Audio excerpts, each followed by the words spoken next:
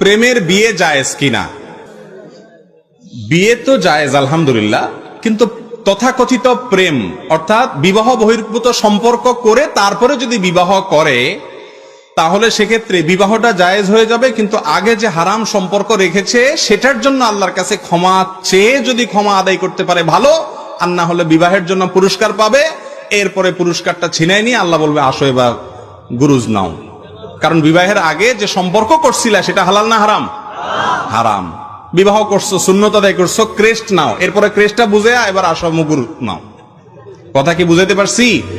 অনেক যুবক ভাইরা বলেন বিবাহের উদ্দেশ্যে প্রেম করলে ওইটা জায়েজ। অর্থাৎ আজকাল তো বেশিরভাগ এই এমনি তো প্রেম জিনিসটাই একটা চিটারি, এটা শয়তানের একটা ভুয়া জিনিস। যুবকদের যৌবন বয়সের ভ্রম, নষ্টামি, এগুলো প্রাপ্তবয়স্ক মানুষের প্রেমের কথা বললেও সে হাসবে, কারণ সে জানে এটা যুবক বয়সের একটা পাগলামি। তো শয়তানের অস্ত্র, এই অস্ত্র দিয়ে শয়তান যুবকদেরকে নষ্ট করে। তো যুবকদেরকে শয়তান আবার মাসালা ডেলিভারি করে এরকম যে বেটা বেশিরভাগ তথাকথিত অবৈধ প্রেম তো আজকাল সব 2 নম্বরই, এগুলো বিয়ের নিয়তে একটাও করে না, সব বদমাইশের নিয়তেই করে। তুই খালেস নিয়তে বিয়ের নিয়তে করলে তোরটা জায়েজ হবে, এই ফতোয়া শয়তান দেয়। ভাইরা আমার, বিয়ের নিয়তে যদি প্রেম করা জায়েজ হয় তাহলে কোরবানির নিয়তে গরু চুরি করাও জায়েজ। কথা কি বুঝাইতে পারছি?